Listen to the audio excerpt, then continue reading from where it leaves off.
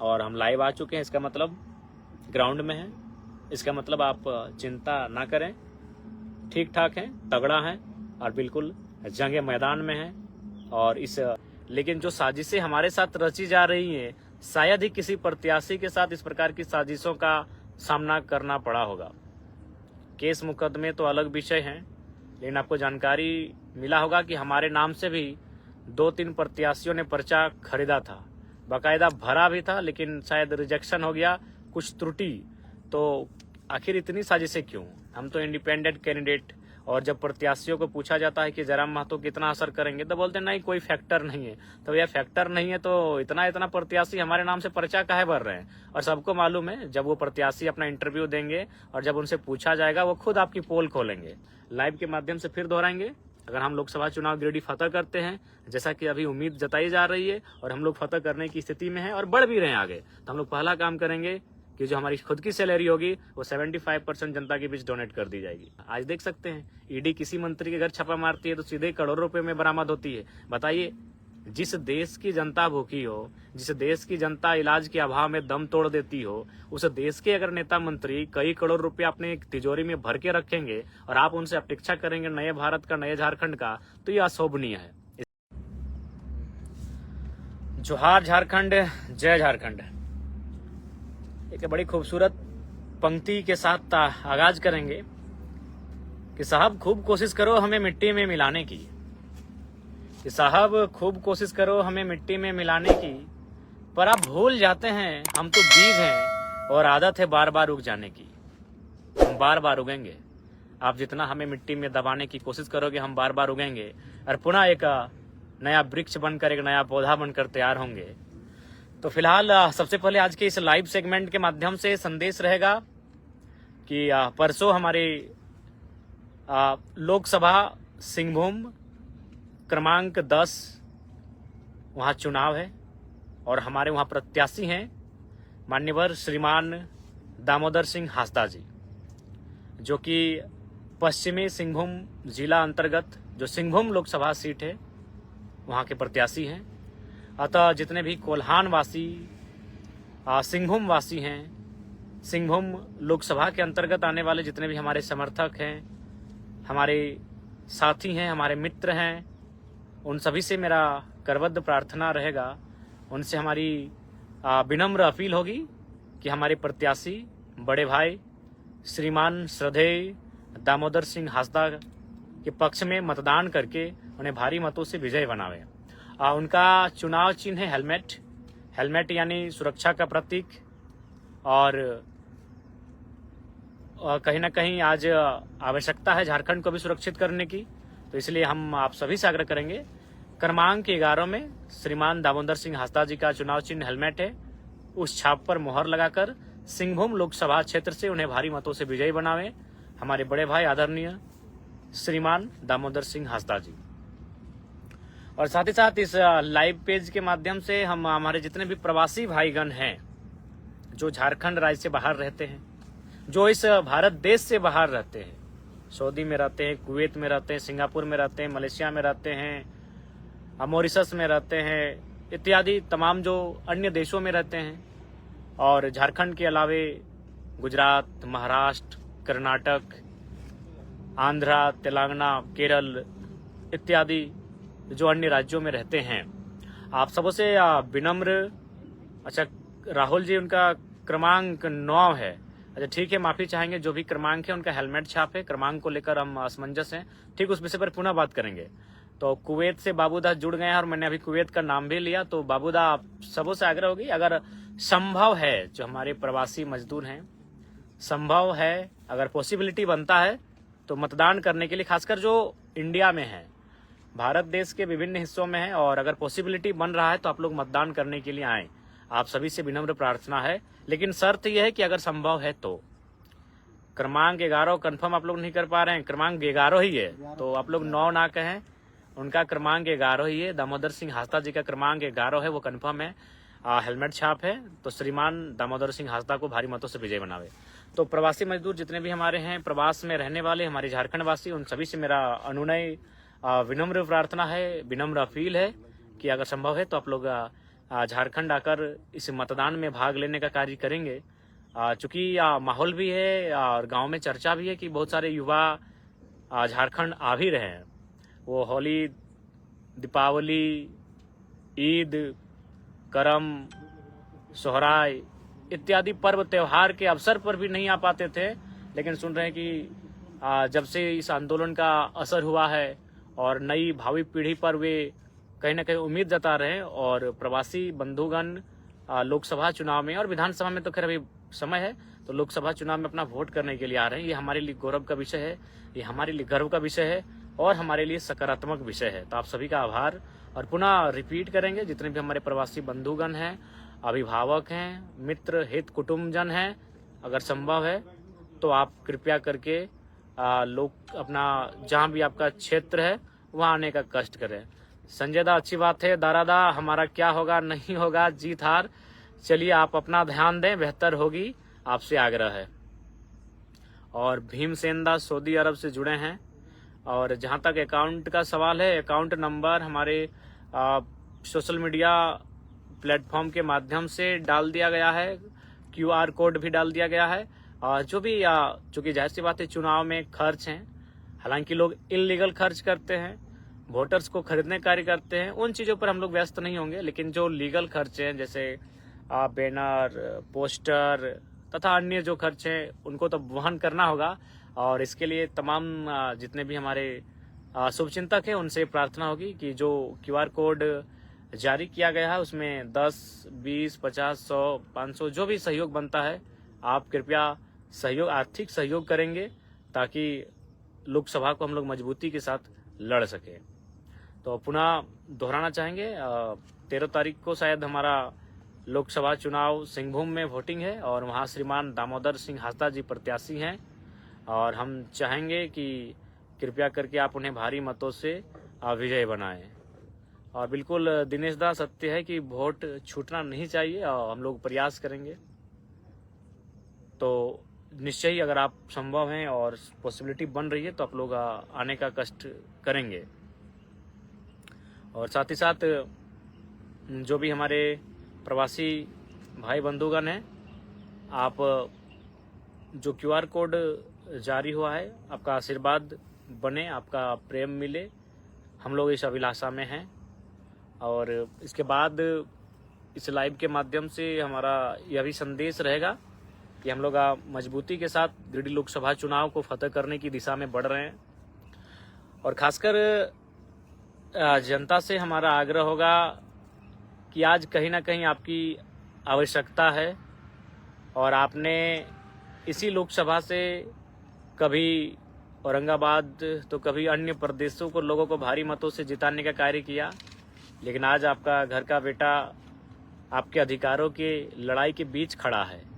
और आप देख सकते हैं इससे पहले भी चुनाव हुए हैं और आने वाले दिनों में भी चुनाव होंगे, लेकिन जो साजिशें हमारे साथ रची जा रही हैं, शायद ही किसी प्रत्याशी के साथ इस प्रकार की साजिशों का सामना करना पड़ा होगा।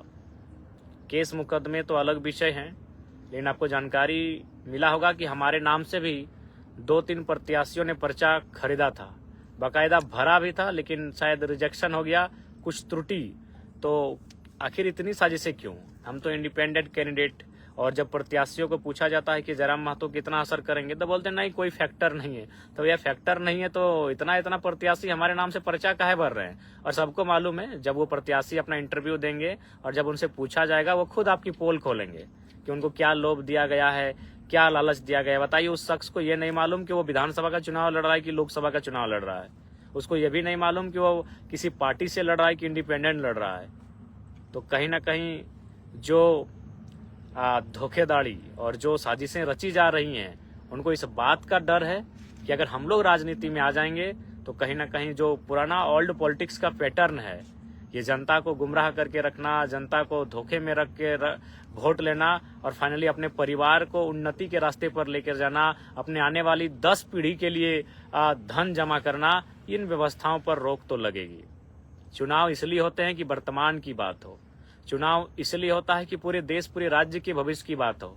लेकिन यहाँ तो नेता लोग अपने भविष्य की बात करते हैं, केवल अपने बच्चों की भविष्य की बात करते हैं और किसी से छुपा नहीं है। आप चाहें तो पता कर लें कि जो भी हमारे लोकसभा के प्रत्याशी हैं, तमाम जो प्रत्याशी हैं जो किसी बड़े बड़े पार्टी से हैं, जो 2 बार 3 बार चुनाव जीत चुके हैं, उनके बच्चों की क्या स्थिति है, उनके बच्चे किस हालात में हैं, किस कंडीशन में हैं, आपको बड़ा पॉजिटिव रिजल्ट मिलेगा। उनके बच्चे कोई दिल्ली में होंगे, कोई किसी कॉलेज के डायरेक्टर होंगे, कोई किसी विदेशी कंपनी को टेक ओवर करते हुए पाए जाएंगे। यानी वोट हमसे लिया गया, हमारे माताओं ने, हमारी बहनों ने, हमारे चाचा, हमारे दादा दादी, नाना नानी ने 12 बजे के धूप में खड़ा होकर उनको वोट किया और उन्होंने काम क्या किया, निस्संदेह काम किया है। नली गली सड़क, बहुत सारी बिलों पर चर्चा किया, बहुत सारे विधेयकों पर उन्होंने चर्चा किया, लेकिन ओवरऑल उन्होंने क्या मैक्सिमम किया, अपने परिवार के लिए बात किया है। ये किसी से नहीं छुपा है। आप सड़क के किनारे, आपको जानकारी चाहिए तो हम जानकारी देंगे। एक ही सड़क के किनारे उनका 50 कदम में 5-5 एकड़ का जमीन मिलेगा। अब बताइए ये कौन सा चुनाव है भाई, ये कौन सा राजनेता है कि आप आखिर जमीनें आप किसकी खरीद रहे हैं, अपने ही गांव वालों की खरीद रहे हैं। वो गरीब है तभी तो बेच रहा है, यानी आप गरीबी को उसका फायदा उठा रहे हैं। आपको वोट इसलिए दिया गया था कि आप गरीबी उन्मूलन पर बात करो, आप रोजगार पे बात करो, और आपने क्या बात किया कि हाँ 5 एकड़ जमीन कहाँ कोई बेच रहा है, हम खरीद लेंगे। क्या जो बेचने वाला खुशी खुशी बेच रहा है? एक बात बताया जाए, इस लाइव के माध्यम से मैं तमाम राजनेता पूछते हैं कि जरा महतो तीखा सवाल करता है, तो जिनकी जमीनें आप खरीदे हैं, तमाम जो विधायक सांसद हैं, चाहे कोई अपार्टमेंट खोल के रखे, चाहे स्कूल कॉलेज खोल के रखे, ओवरऑल उनकी तो प्रॉपर्टी है, आपकी खुद की प्रॉपर्टी है। 150 एकड़, किसी के पास 200 एकड़, इस किसी भी गांव में आप चले जाए, एवरेज उस गांव में 2 एकड़ जमीन नहीं होगा आज के डेट में किसानों के पास, और आपके नेता के पास 150 एकड़ जमीन है, और वो कहते हैं आपके नेता हैं, वो कहते हैं आपका हितैषी है। गलत कहते हैं। जितना मूल्य आपके बहियार खेत के जमीन का नहीं है, उतना मूल्य उनका जो बाथरूम है उस जमीन का है। और अगर वो कहते हैं फिर भी आपके हितैषी हैं, तो ये जनता का दुर्भाग्य है। तो इसलिए आज हम लोग ओल्ड पॉलिटिक्स से हटकर एक नई पॉलिटिक्स को स्थापित करने का काम करेंगे, और हम लोग वचन देते हैं जो हमारा चुनाव होगा, हमारे जो प्रत्याशी होंगे, अगर वो जीतते हैं तो इस बात को याद रखेगा, हमारे लिए एक विशेष गाइडलाइन होगी कि कुछ भी हो जाए, चुनाव के बाद जिस प्रकार से बाकी लोग अपनी धन संपत्ति अर्जित करते हैं, जनता को धोखे में रखकर, जनता के भरोसे को नीलाम कर, ये हमारी पार्टी में ये परिपाटी नहीं दोहराई जाएगी। इस बात के लिए हम लोग आश्वस्त करते हैं। और बिल्कुल आप देख सकते हैं, इससे पहले जो भी प्रत्याशी होते हैं, ऐसा नहीं है, इससे पहले भी आपने सुना होगा 2019 का जो विधानसभा का चुनाव था, उसमें बहुत सारे प्रत्याशी ऐसे थे जिनको आशंका थी कि कहीं नॉमिनेशन गड़बड़ ना हो जाए, तो किसी ने अपनी पत्नी को बैकअप के लिए रखा था, किसी ने अपनी माँ को बैकअप के लिए रखा था, किसी ने अपने पिताजी को बैकअप के लिए रखा था। और हमें भी बहुत सारे लोगों ने कहा कि गिरिडीह से आपका नॉमिनेशन रद्द हो सकता है, तो हमने कोई बैकअप नहीं दिया। हमने बैकअप भी दिया तो हमारे संगठन के जो कार्यकर्ता हैं, हमारे संगठन के जो पदाधिकारी हैं, उन्होंने नामांकन भरने का कार्य किया।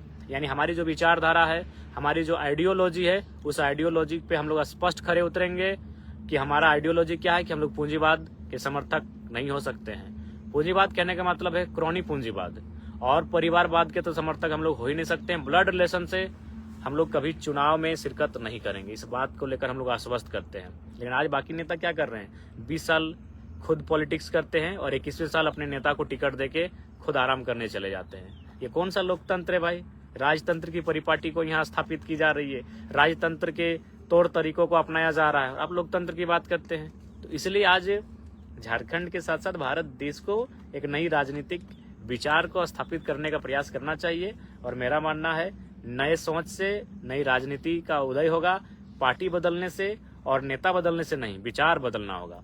और विचार क्या है आपको मालूम है, यह देश जहां एक और असमानता की खाई में घिरा जा रहा है, वहीं हमारे राजनेता ऐसो आराम का जीवन यापन करते हैं। हमारे राजनेता जब बेरोजगारों के रोजगार की बात आती है तो चुप्पी साध लेते हैं, जब रेलवे में वैकेंसी की बात आती है तो चुप्पी साध लेते हैं, जब नियोजन और नियमावली की बात आती है तो चुप्पी साध लेते हैं। लेकिन जैसे उन्हें पता चलता है कि नहीं 2,88,000 झारखंड के विधायकों का वेतन किया जाएगा, सब तालियां बजाते हैं। ये उनका मानसिकता है, ये उनका चरित्र है कि जब हमारे नेताओं का इंक्रीज होगा उनके वेतन में, तब वो आनंद लेंगे। लेकिन जब स्टूडेंट का मुद्दा आएगा, मौन साध लेते हैं। 2-4 लोग हैं जो स्टूडेंट के साथ खड़े होते हैं, उनको नमस्कार करते हैं। लेकिन मैक्सिमम लोग आज जो पॉलिटिक्स कर रहे हैं, उस पॉलिटिक्स का आधार उनका परिवार है। ये किसी से छुपा नहीं है, चाहे सांसद की बात रहे, विधायक की बात रहे या प्रत्याशी। आप देख सकते हैं कि उनके परिवार, कोई सांसद है तो उनकी अर्धांगिनी विधायक है, तो उनका बेटा विधायक की तैयारी में है तो उनका कोई बेटा फलाना कॉलेज को देख रहा है, दूसरा बेटा दूसरे कॉलेज को देख रहा है। तो आज अगर हम लोगों से इसीलिए आज आखिर लोग हमसे भयभीत क्यों हैं?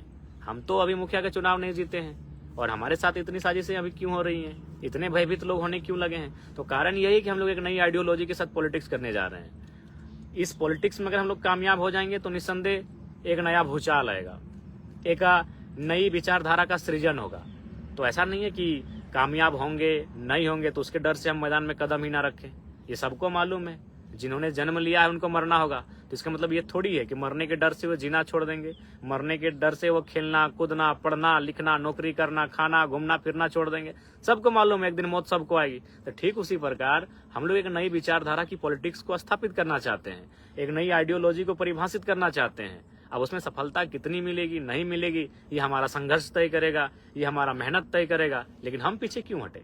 कुछ तो नया करते हैं, एक प्रयास तो करते हैं। और बिल्कुल आप लाइव के माध्यम से फिर दोहराएंगे, अगर हम लोकसभा चुनाव गिरिडीह फतह करते हैं जैसा कि अभी उम्मीद जताई जा रही है और हम लोग फतह करने की स्थिति में हैं और बढ़ भी रहे हैं आगे, तो हम लोग पहला काम करेंगे कि जो हमारी खुद की सैलरी होगी वो 75% जनता के बीच डोनेट कर दी जाएगी।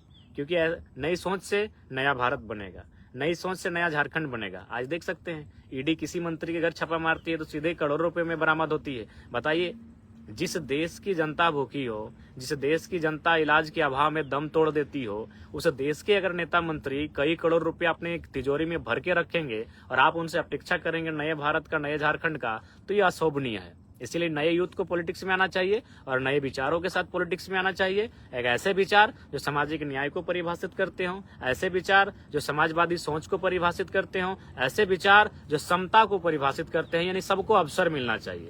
और मैं पुनः कहूंगा, हम लोग एक न्यू पॉलिटिक्स को आधारित करने आए हैं, स्थापित करने आए हैं, परिभाषित करने आए हैं। सफलता हमारे संघर्ष को, हमारा संघर्ष सफलता को तय करेगी और उम्मीद करते हैं कि आप इस संघर्ष के साथ हमारे साथ खड़े होंगे। और कहीं ना कहीं आज जिस प्रकार से हम लोग को सताया जा रहा है, जिस प्रकार से हम लोग को साजिशों का सामना करना पड़ रहा है, तो ऐसी परिस्थिति में आपके आशीर्वाद का अभिलाषी हैं हम। आपके आशीर्वाद पर हमारा हक बनता है। आप आने वाली पीढ़ी अगर कभी मुखर होकर बोलेगी तो आज आपका समर्थन करेंगे तभी बोल पाएगी। अगर आज युवाओं को, जो युवा आंदोलन के गर्भ से निकल कर आए हैं पॉलिटिक्स में, अगर उनको सहयोग ना मिल पाएगा तो फिर भविष्य में कौन छात्रों के लिए बात करेगा, कौन पेपर लीक पर आवाज बुलंद होकर बात करेगा, कौन सीजीएल परीक्षा पर बात करेगा, कौन जसस की परीक्षा पर बात करेगा? वे परीक्षाओं पर तभी बात कर पाएंगे जब उनका मनोबल बढ़ेगा। तो उनका अगर मनोबल बढ़ाना है तो चुनाव की राजनीति में, इलेक्टोरल पॉलिटिक्स में वो कदम बढ़ा चुके हैं। इलेक्टोरल पॉलिटिक्स में उनका स्वागत कीजिए, उनको प्रेम दीजिए, उनको समर्थन दीजिए और अच्छे मतों से उनको विजय बनावें, ताकि वो सदन में जो बातें वो सड़क में करते थे, सड़क में जिन आंदोलन की बातों को करते थे, सड़क पर जिन नीतियों की चर्चा करते थे, उन नीतियों की चर्चा वो सदन में करें, उन बातों को वो सदन तक लेकर जाए, तभी उनका मनोबल बढ़ेगा। तो आज राज्य की जनता को कहीं ना कहीं, खासकर जो आज आंदोलन से उभरे हुए युवा जो प्रत्याशी बनकर आए हैं, अच्छे वोट के साथ विजय बनावें और उनको हौसला भी देने का काम करें, ताकि भविष्य में जब आपके बच्चों के भविष्य की बात आएगी तो कोई खुलकर बोलेगा, बिल्कुल खुलकर बोलेगा। आप ही बताइए, आज जो भी प्रत्याशी जिन विधानसभा में आए हैं, एक आध होंगे, मैं बार बार कह रहा हूं कि सब लोग एक जैसे नहीं है, 10% 15% ऐसे लोग होंगे जो छात्रों के साथ खड़े हुए होंगे, लेकिन मैक्सिमम उनसे पूछिएगा, जब 27 लाख में पेपर लीक की बात आई, जब एसआईटी का गठन हुआ, उससे पहले उनका क्या स्टेटमेंट था? अगर उनका स्टेटमेंट होता, यदि वो एक्टिव रहते हैं, तो छात्रों को, 15 नौजवानों को केस नहीं खाना पड़ता। हमारे बीच महेंद्र दा बैठे हैं, रांची गए थे, बेहोश होकर गिर पड़े थे। बताइए, छात्रों को क्यों केस खाना पड़ता? छात्रों को क्यों प्रशासन की लाठियों का मार झेलना पड़ता? अगर हमारे नेता, चूंकि नेताओं का काम क्या है, अरे भाई आपको तो हमने इसीलिए चुनकर भेजा है कि आप हमारे भविष्य की बात करेंगे। हमारा भविष्य मतलब क्या? जो यूथ है, यूथ होते हैं भविष्य। किसी भी परिवार का भविष्य वहाँ के युवा होते हैं। तो युवा का भविष्य क्या होता है? उसकी पढ़ाई लिखाई पे आप बात कीजिए। और पढ़ाई लिखाई से क्या होता है? परीक्षा होती है। परीक्षा पास करके वो किसी नौकरी में कदम रखता है, किसी नौकरी को हासिल करता है। लेकिन परीक्षा कैंसिल कर दी जाती है और आप कुछ बोलते ही नहीं है, तो फिर आप किस मुंह से वोट मांगने आ रहे हैं? जिस मुंह से आपको बोलना चाहिए था सदन में खड़ा होकर कि छात्रों के साथ अन्याय हुआ है, छात्रों के साथ गलत हुआ है, छात्रों के भविष्य के साथ खिलवाड़ हो रहा है, उस मुंह में आप कुछ बोल नहीं पाते हैं। और आज उस मुंह से अगर आप वोट मांगते हैं और उसी बच्चों के माता पिता पर वोट कर देते हैं, तो ये तो बड़ा दुर्भाग्यपूर्ण होगा। इसीलिए आज तमाम अभिभावकों से भी हम कहेंगे कि ये नेता मंत्री जो आज प्रत्याशी बन के आए हैं लोकसभा में, ये उस दिन कहाँ थे जब सीजीएल की परीक्षा लीक हुई थी? क्या स्टेटमेंट था? यदि इनका स्टेटमेंट है तो वोट दीजिए। यदि ये परीक्षाओं के साथ खड़े होते हैं तो इनको वोट दीजिए। यदि छात्रों के साथ खड़े होते हैं तो इनको वोट दीजिए, मना नहीं करेंगे। लेकिन हाँ, एक बार स्टेटमेंट मांगिएगा, एक बार हिसाब मांगिएगा कि किस प्रेस में आपका स्टेटमेंट था, किस यूट्यूब चैनल में आपका स्टेटमेंट था, किस मीडिया में आपका स्टेटमेंट था। हम लोग सुनना चाहते हैं, बिल्कुल सुनिएगा। क्योंकि जो नेता आपके बच्चों के भविष्य की चिंता ना करे, आप उनकी चिंता क्यों करेंगे भाई? आप एक तरह से वोट देके इन नेताओं की जो पॉलिटिक्स है, केवल उनके परिवार को मजबूत बना रहे हैं। राज्य कितना मजबूत है ये आपको भी मालूम है। क्योंकि जैसे जैसे हम लोग का ग्राफ बढ़ रहा है, हम लोग IAS IPS के साथ बैठ रहे हैं। और फिलहाल कल ही हम एक बेहतर IAS के साथ बैठे थे। उन्होंने स्पष्ट कहा कि आपके नेताओं का विजन नहीं है।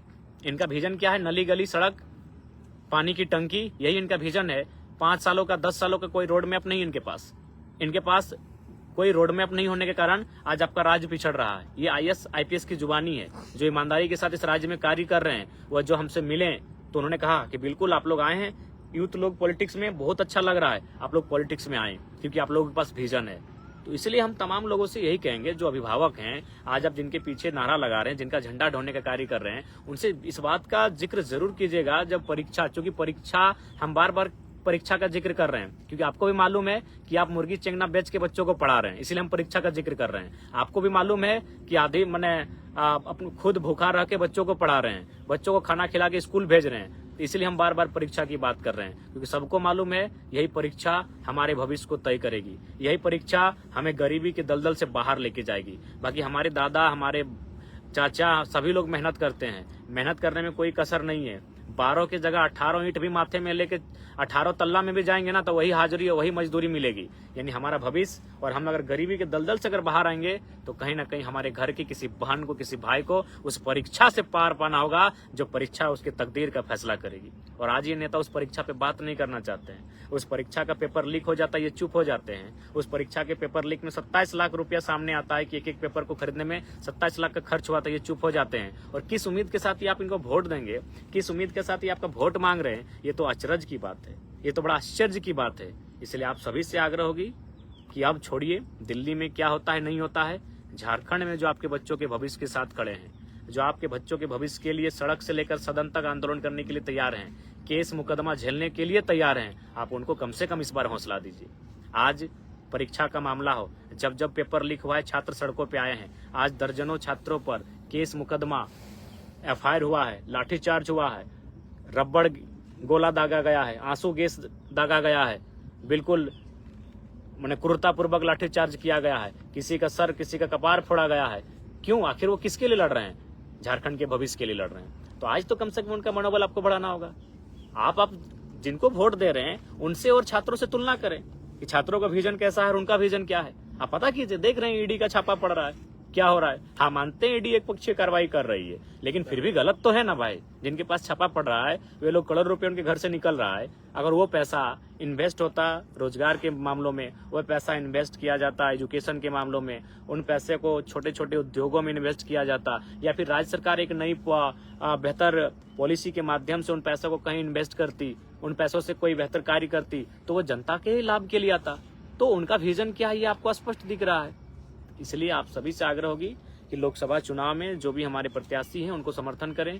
इस लोकसभा के चुनाव में हम लोग आपके समर्थन के अभिलाषी हैं। आज अगर आप हम लोग को मजबूत करेंगे, हिम्मत देंगे, तो निश्चय ही भविष्य में जो मुद्दे होंगे उनके साथ हम लोग डट के खड़े होंगे, डट के लड़ेंगे, और अभी तक लड़ ही रहे हैं। इसलिए आज तमाम अभिभावकों से हमारा आग्रह होगा कि आप जिनका झंडा ढोने का कार्य कर रहे हैं, जिनका नारा लगा रहे हैं, वो आपके बच्चों के भविष्य के बारे में नहीं सोचते हैं। अतः आप खुदगर्ज ना बने, आपसे आग्रह होगी खुददार बने, और ऐसे नेताओं से दूर रहें जो आपके बच्चों के भविष्य के बारे में नहीं सोचते हैं, जो केवल अपने बच्चों के भविष्य के बारे में सोचते हैं। देख सकते हैं कोई 3 बार, कोई 4 बार से MLA MP बन के बैठा है, लेकिन क्या उनके घर का ग्रोथ देखिए, और बाकी झारखंड का जो उनका असेंबली या कॉन्स्टिट्यूएंसी है वहां का ग्रोथ देखिए। निसंजय काम किया है, हम बार बार कहेंगे कि ऐसा कोई नहीं है, अगर वो जीत के गया, वो मुखिया रहे, चाहे सरपंच रहे, चाहे विधायक सांसद रहे, काम किया है। लेकिन उनको काम ज्यादा करना चाहिए था जनता के लिए, और अपने लिए कम करना चाहिए था, लेकिन उन्होंने काम अपने लिए ज्यादा किया। पता कीजिएगा, सबका इस राज्य से बाहर नौकरी है, ज़मीनें हैं। इस देश से बाहर किन्हीं का सिंगापुर, मलेशिया तो थाईलैंड इत्यादि जगह कंपनियां हैं। तो इसलिए ये संदेश हमारा जनता को है और हम लाइव आ चुके हैं। इसका मतलब ग्राउंड में है, इसका मतलब आप चिंता ना करें, ठीक ठाक हैं, तगड़ा हैं और बिल्कुल जंग मैदान में हैं। और इस रणभूमि में विजय हमारी होगी। इसी मजबूती के साथ, इसी संकल्प के साथ हम लोग आगे बढ़ रहे हैं। बाकी तमाम झारखंडियों को हमारा जोहार। और पुनः आज जो वीडियो हम बना रहे हैं ये निमिया घाट ठीक पारसनाथ के सामने से है, क्योंकि हमने कहा था कि हम लोग पारसनाथ को बंधन करके ही निकले हैं। और उम्मीद है जब जब हम पे मुसीबत आएगी, जब जब मन निराशा हताशा से घेर लिया जाएगा, पारसनाथ सामने खड़ा होकर हमें हिम्मत देने का कार्य करेगा। आप सभी से आशा है कि आप भी हमारा हिम्मत बने, हमारे तमाम प्रत्याशी उनको हिम्मत दें, ताकि वो आपके आने वाले भविष्य के लिए लड़ाई को पुरजोर तरीके से लड़े, मजबूती के साथ लड़े। जय झारखंड, जोहार झारखंड।